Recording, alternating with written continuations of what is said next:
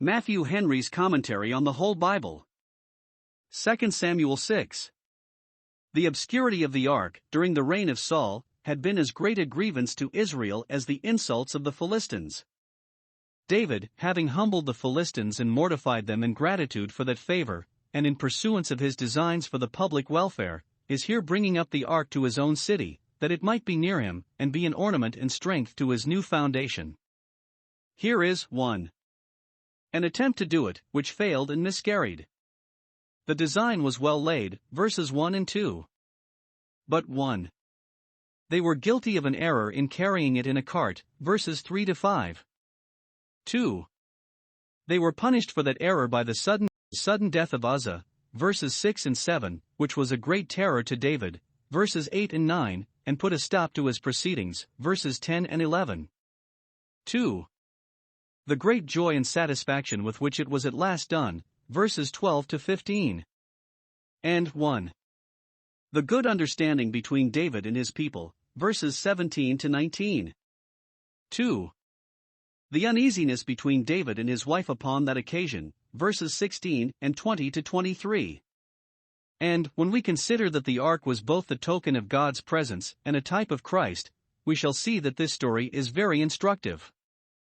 The removal of the ark, 1045 BC. 1. Again, David gathered together all the chosen men of Israel, 30,000. 2. And David arose, and went with all the people that were with him from Baal of Judah, to bring up from thence the ark of God, whose name is called by the name of the Lord of hosts that dwelleth between the cherubims. 3. And they set the ark of God upon a new cart, and brought it out of the house of Abinadab that was in Gibeah, and Uzzah and Ahio, the sons of Abinadab, drave the new cart. 4. And they brought it out of the house of Abinadab which was at Gibeah, accompanying the ark of God, and Ahio went before the ark. 5. And David and all the house of Israel played before the Lord on all manner of instruments made of fir wood, even on harps, and on psalteries, and on timbrels, and on cornets, and on cymbals. We have not heard a word of the ark since it was lodged in Kirjath-jearim, immediately after its return out of its captivity among the Philistines, 1 Samuel 7 verses 1 and 2, except that, once Saul called for it, 1 Samuel 14 verse 18. That which in former days had made so great a figure is now thrown aside, as a neglected thing, for many years. And if now the ark was for so many years in a house, let it not seem strange that we find the church so long in the wilderness, Revelation 12 verse 14. Perpetual visibility is no mark of the true church. God is graciously present with the souls of his people even when they want the external tokens of his presence. But now that David is settled in the throne, the honor of the ark begins to revive, and Israel's care of it to flourish again, wherein also, no doubt, the good people among them had been careful, but they lacked opportunity. See Philippians 4 verse 10. 1. Here is honorable mention made of the ark. Because it had not been spoken of a great while, now that it is spoken of, observe how it is described. Verse 2. It is the ark of God whose name is called by the name of the Lord of hosts that dwelleth between the cherubim, or at which the name, even the name of the Lord of hosts, was called upon, or upon which the name of the Lord of hosts was called, or because of which the name is proclaimed, the name of the Lord of hosts, that is, God was greatly magnified in the miracles done before the ark, or the ark of God, who is called the name, Leviticus 24 verses 11 and 16, the name of the Lord of hosts, sitting on the cherubim upon it. Let us learn hence, 1. To think and speak highly of God. He is the name above every name, the Lord of hosts, that has all the creatures in heaven and earth at his command, and receives homage from them all, and yet is pleased to dwell between the cherubim, over the propitiatory or mercy seat, graciously manifesting himself to his people, reconciled and a mediator, and ready to do them good. 2. To think and speak honorably of holy ordinances, which are to us, as the ark was to Israel, the tokens of God's presence, Matthew 28 verse 2, and the means of our communion with him, Psalm 27 verse 4. It is the honor of the ark that it is the ark of God, he is jealous for it, is magnified in it, his name is called upon it. The divine institution puts a beauty and grandeur upon holy ordinances, which otherwise have no form nor comeliness. Christ is our ark. In and by him God manifests his favor and communicates his grace to us, and accepts our adoration and addresses. 2. Here is an honorable attendance given to the ark upon the removal of it. Now at length, it is inquired after, David made the motion, 1 Chronicles 13 verses 1-3, and the heads of the congregation agreed to it, verse 4. All the chosen men of Israel are called together to grace the solemnity, to pay their respect to the ark, and to testify their joy in its restoration.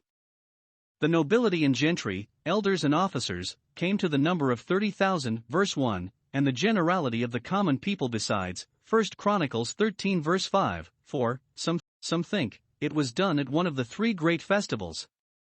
This would make a noble cavalcade, and would help to inspire the young people of the nation, who perhaps had scarcely heard of the ark, with a great veneration for it, for this was certainly a treasure of inestimable value which the king himself and all the great men waited upon, and were regard to. 3. Here are great expressions of joy upon the removal of the ark, verse 5.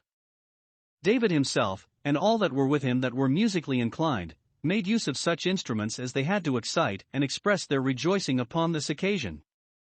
It might well put them into a transport of joy to see the ark rise out of obscurity and move towards a public station. It is better to have the ark in a house than not at all, better in a house than a captive in Dagon's temple, but it is very desirable to have it in a tent pitched on purpose for it, where the resort to it may be more free and open.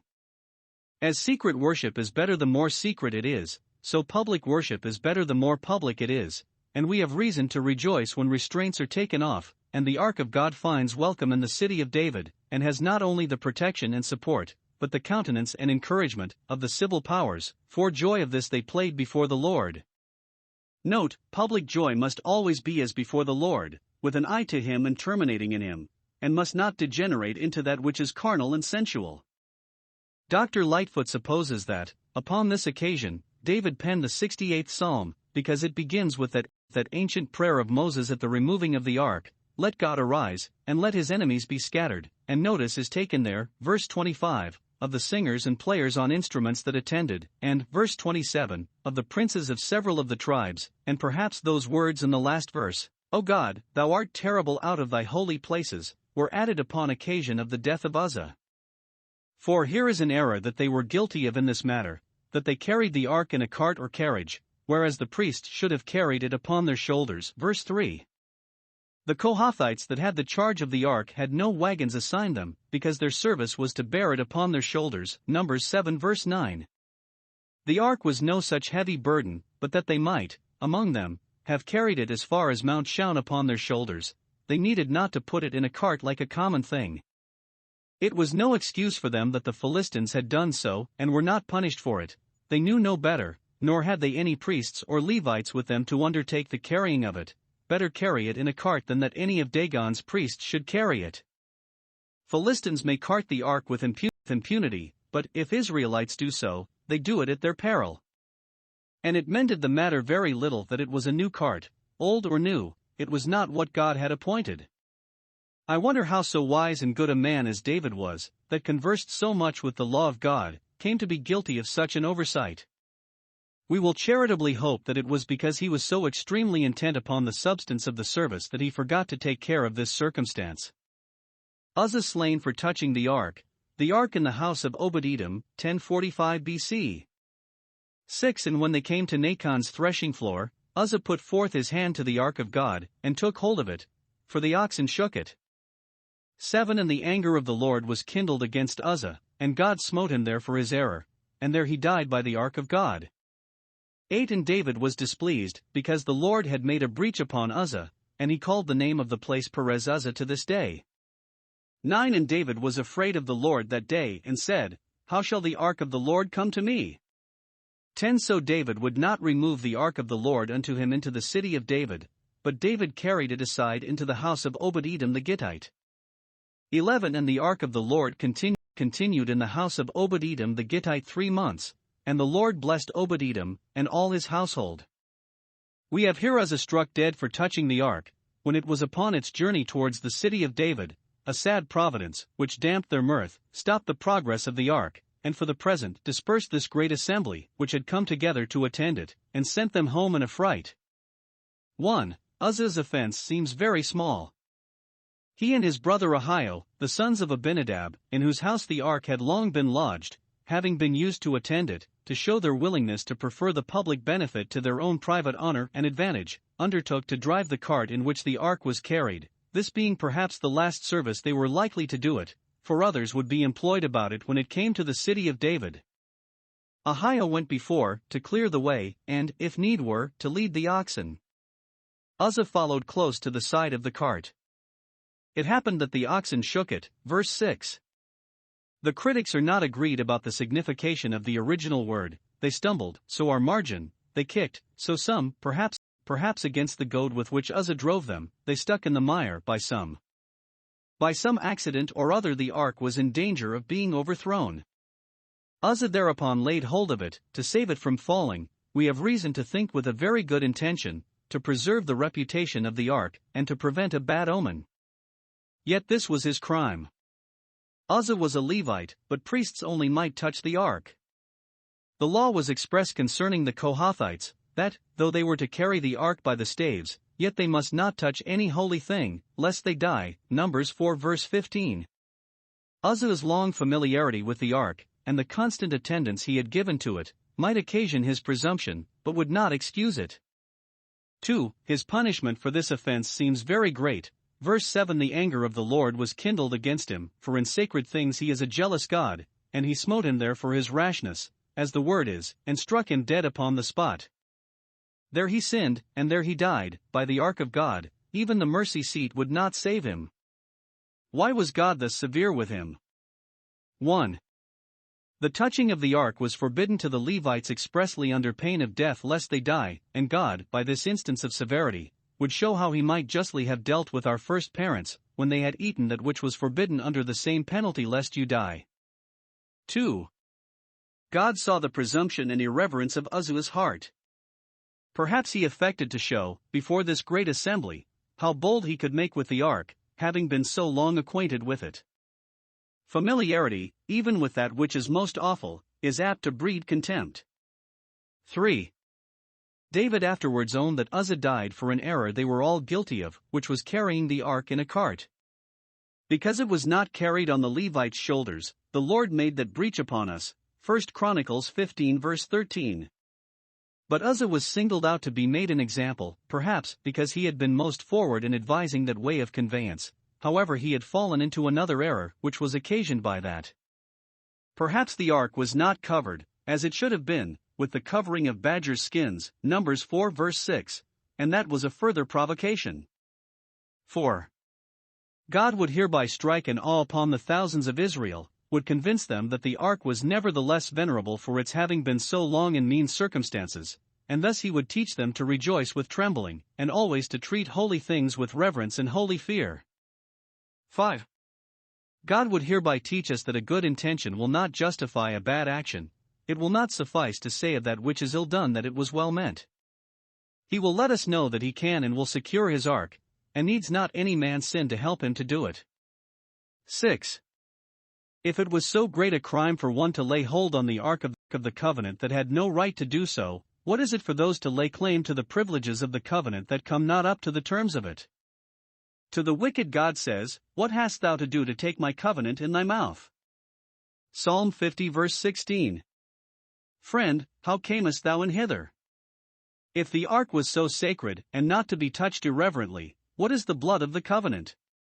Hebrews 10 verse 29. 3. David's feelings on the infliction of this stroke were keen, and perhaps not altogether as they should have been. He should have humbled himself under God's hand, confessed his error, acknowledged God's righteousness, and deprecated the further tokens of his displeasure, and then have gone on with the good work he had in hand. But we find, 1. He was displeased. It is not said because Uzzah had affronted God, but because God had made a breach upon Uzzah. Verse 8. David's anger was kindled. It is the same word that is used for God's displeasure, verse 7. Because God was angry, David was angry and out of humor. As if God might not assert the honor of his ark, and frown upon one that touched it rudely, without asking David leave. Shall mortal man pretend to be more just than God, arraign his proceedings, or charge him with iniquity? David did not now act like himself, like a man after God's own heart. It is not for us to be displeased at anything that God does, how unpleasing soever it is to us. The death of Uzzah was indeed an eclipse to the glory of a solemnity which David valued himself upon more than anything else, and might give birth to some speculations among those that were disaffected to him, as if God were departing from him too, but he ought nevertheless to have subscribed to the righteousness and wisdom of God in it, and not to have been displeased at it. When we lie under God's anger, we must keep under our own. 2. He was afraid, verse 9. It should seem he was afraid with amazement, for he said, "How shall the ark of the Lord come to me?" As if God sought advantages against all that were about him, and was so extremely tender of his ark that there was no dealing with it, and therefore better for him to keep it at a distance. Que procula Jove, procula fulmen. To retire from Jove is to retire from the thunderbolt. He should rather have said, "Let the ark come to me, and I will take warning by this to treat it with more reverence." "Provoke me not," says God, Jeremiah 25 verse 6, "and I will do you no hurt." Or this may be looked upon as a good use which David made of this tremendous judgment. He did not say, "Surely Uzzah was a sinner above all men, because he suffered such things," but is concerned for himself, as one conscious, not only of his own unworthiness of God's favor, but his obnoxiousness to God's displeasure. God might justly strike me dead as he did Uzzah. My flesh trembles for fear of thee, Psalm 119 verse 120. This God intends in his judgments, that others may hear and fear. David therefore will not bring the ark into his own city, verse 10, till he is better prepared for its reception. 3. He took care to perpetuate the remembrance of this stroke by a new name he gave to the place, Perez Uzzah, the breach of Uzzah, verse 8. He had been lately triumphing in the breach made upon his enemies, and called the place Baal Perazim, a place of breaches. But here is a breach upon his friends. When we see one breach, we should consider that we know not where the next will be. The memorial of this stroke would be a warning to posterity to take heed of all rashness and irreverence in dealing about holy things, for God will be sanctified in those that come nigh unto him. 4. He lodged the ark in a good house, the house of Obed-Edom a Levite, which happened to be near the place where this disaster happened, and there, 1. It was kindly entertained and welcomed, and continued there 3 months, verses 10 and 11. Obed-Edom knew what slaughter the ark had made among the Philistines that imprisoned it, and the Bethshemites that looked into it.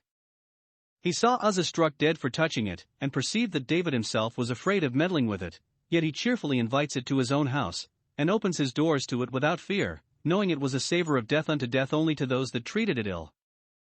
Oh, the courage, says Bishop Hall, of an honest and faithful heart. Nothing can make God otherwise than amiable to his own people, even his very justice is lovely. 2. It paid well for its entertainment. The Lord blessed Obed-Edom and all his household. The same hand that punished Uzzah's proud presumption rewarded Obed-Edom's humble boldness, and made the ark to him a savor of life unto life. Let none think the worse of the gospel for the judgments inflicted on those that reject it, but set in opposition to them the blessings it brings to those that duly receive it. None ever had, nor ever shall have, reason to say that it is in vain to serve God. Let masters of families be encouraged to keep up religion in their families, and to serve God and the interests of his kingdom with their houses and estates, for that is the way to bring a blessing upon all they have. The ark is a guest which none shall lose by that bid it welcome. Josephus says that, whereas before Obed-Edom was poor, on a sudden, in these 3 months, his estate increased, to the envy of his neighbors. Piety is the best friend to prosperity. In wisdom's left hand are riches and honor. His household shared in the blessing. It is good living in a family that entertains the ark, for all about it will fare the better for it. Michal despises David, 1045 BC. 12 And it was told King David, saying, The Lord hath blessed the house of Obed-Edom, and all that pertaineth unto him, because of the ark of God. So David went and brought up the ark of God from the house of Obed-Edom into the city of David with gladness. 13 And it was so, that when they that bare the ark of the Lord had gone 6 paces, he sacrificed oxen and fatlings. 14 And David danced before the Lord with all his might, and David was girded with a linen ephod. 15 So David and all the house of Israel brought up the ark of the Lord with shouting, and with the sound of the trumpet. 16 And as the ark of the Lord came into the city of David, Michal Saul's daughter looked through a window, and saw King David leaping and dancing before the Lord, and she despised him in her heart. 17 And they brought in the ark of the Lord, and set it in his place, in the midst of the tabernacle that David had pitched for it, and David offered burnt offerings and peace offerings before the Lord. 18 And as soon as David had made an end of offering burnt offerings and peace offerings, he blessed the people in the name of the Lord of hosts.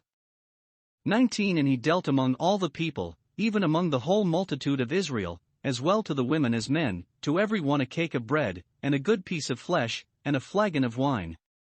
So all the people departed every one to his house. We have here the second attempt to bring the ark home to the city of David, and this succeeded, though the former miscarried. 1. It should seem the blessing with which the house of Obed-Edom was blessed for the ark's sake was a great inducement to David to bring it forward, for when that was told him, verse 12, he hastened to fetch it to him. 4:1. It was an evidence that God was reconciled to them, and his anger was turned away. As David could read God's frowns upon them all in Uzzah's stroke, so he could read God's favor to them all in Obed-Edom's prosperity, and, if God be at peace with them, they can cheerfully go on with their design. 2. It was an evidence that the ark was not such a burdensome stone as it was taken to be, but, on the contrary, happy was the man that had it near him. Christ is indeed a stone of stumbling, and a rock of offense, to those that are disobedient, but to those who believe he is a cornerstone, elect, precious. 1 Peter 2 verses 6-8. When David heard that Obed-Edom had such joy of the ark, then he would have it in his own city. Note, the experience others have had of the gains of godliness should encourage us to be religious. Is the ark a blessing to others' houses? Let us bid it welcome to ours. We may have it, and the blessing of it, without fetching it from our neighbors. 2. Let us see how David managed the matter now. 1. He rectified the former error. He did not put the ark in a cart now, but ordered those whose business it was to carry it on their shoulders. This is implied here, verse 13, and expressed 1 Chronicles 15 verse 15. Then we make a good use of the judgments of God on ourselves and others when we are awakened by them to reform and amend whatever has been amiss. 2. At their first setting out he offered sacrifices to God, verse 13, by way of atonement for their former errors and in a thankful acknowledgement of the blessings bestowed on the house of Obed-Edom. Then we are likely to speed in our enterprises when we begin with God and give diligence to make our peace with him. When we attend upon God in holy ordinances our eye must be to the great sacrifice, to which we owe it that we are taken into covenant and communion with God, Psalm 50 verse 5. 3. He himself attended the solemnity with the highest expressions of joy that could be, verse 14 he danced before the Lord with all his might. He leaped for joy, as one transported with the occasion, and the more because of the disappointment he met with the last time. It is a pleasure to a good man to see his errors rectified in himself in the way of his duty. His dancing, I suppose, was not artificial by any certain rule or measure, nor do we find that any danced with him, but it was a natural expression of his great joy and exultation of mind. He did it with all his might, so we should perform all our religious services, as those that are intent upon them, and desire to do them in the best manner. All our might is little enough to be employed in holy duties. The work deserves it all.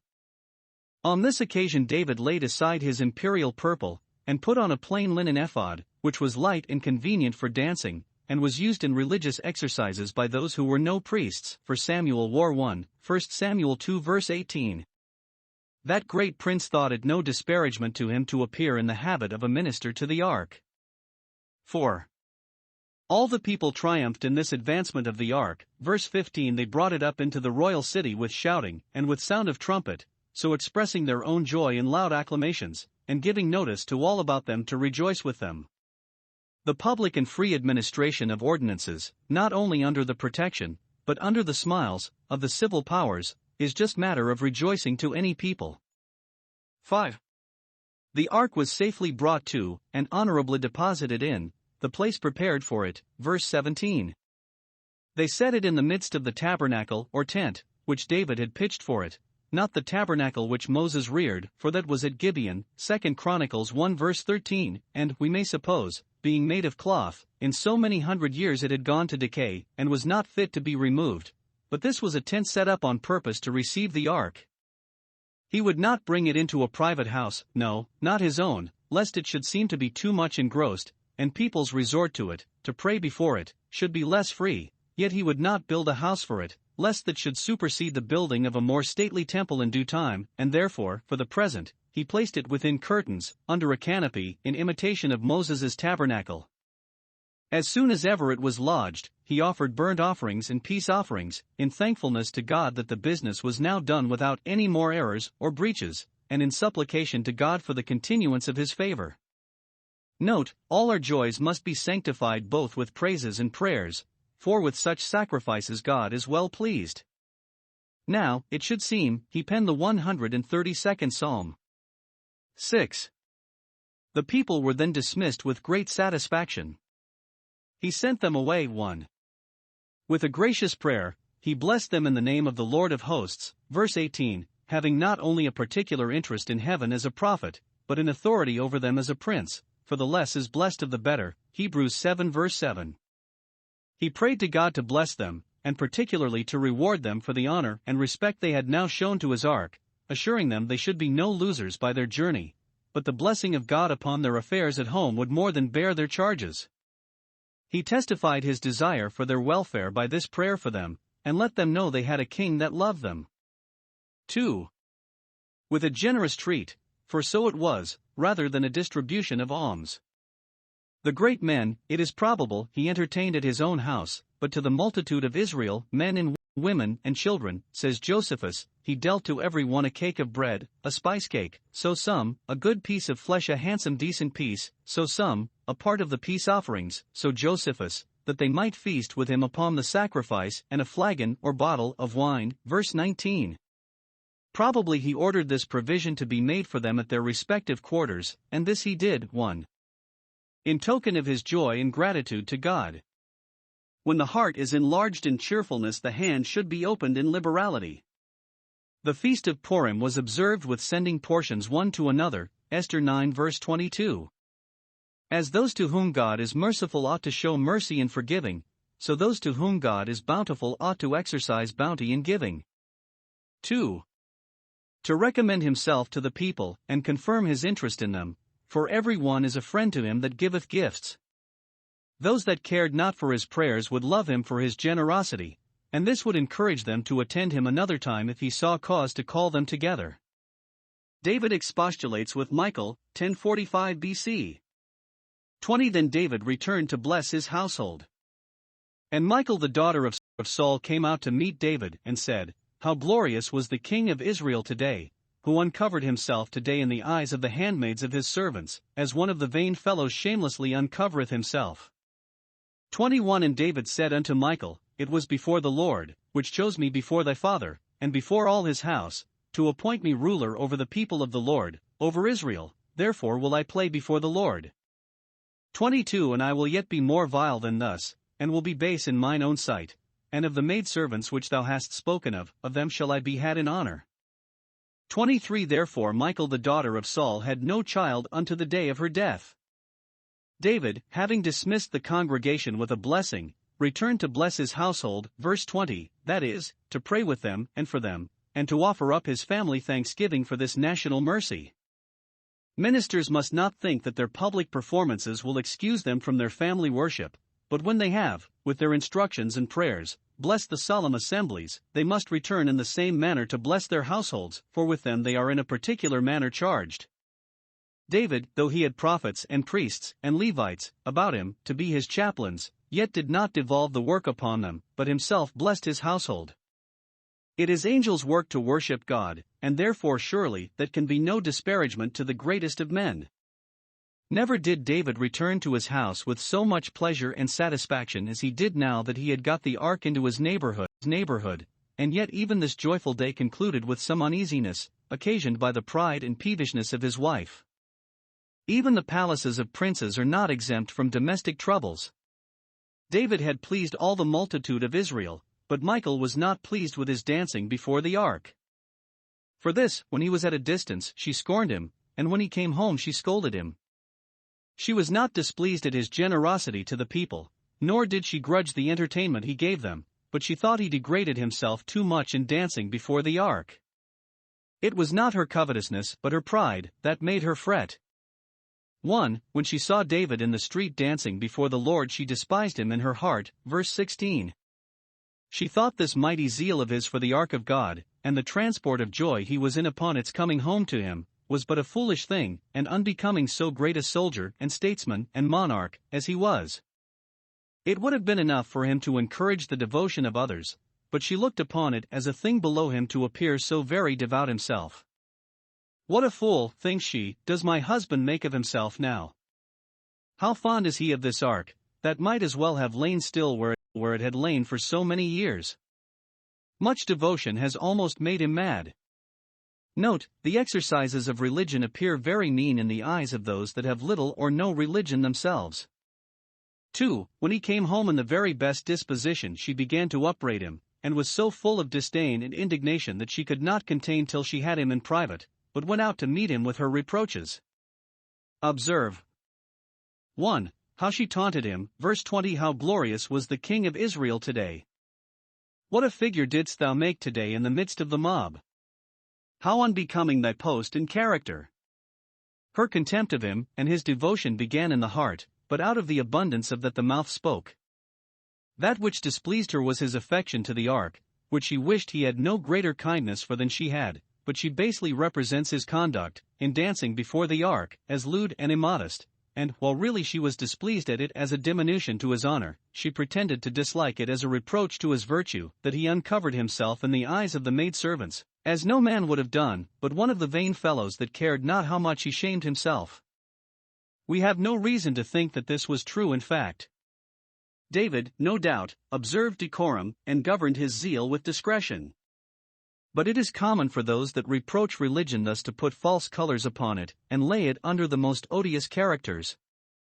To have abused any man thus for his pious zeal would have been very profane, but to abuse her own husband thus, whom she ought to have reverenced, and one whose prudence and virtue were above the reach of malice itself to disparage, one who had shown such affection for her that he would not accept a crown unless he might have her restored to him, chapter 3 verse 13, was a most base and wicked thing, and showed her to have more of Saul's daughter in her than of David's wife or Jonathan's sister.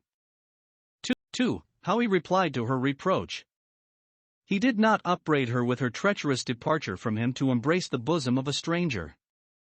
He had forgiven that, and therefore had forgotten it, though, it may be, his own conscience, on this occasion, upbraided him with his folly in receiving her again, for that is said to pollute the land, Jeremiah 3 verse 1, but he justifies himself in what he did.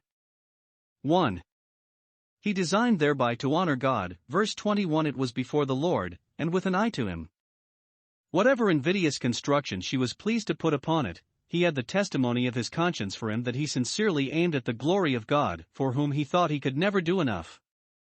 Here he reminds her indeed of the setting aside of her father's house, to make way for him to the throne, that she might not think herself the most proper judge of propriety. God chose me before thy father, and appointed me to be ruler over Israel, and now I am the fountain of honor, and, if the expressions of a warm devotion to God were looked upon as mean and unfashionable in thy father's court, yet I will play before the Lord, and thereby bring them into reputation again.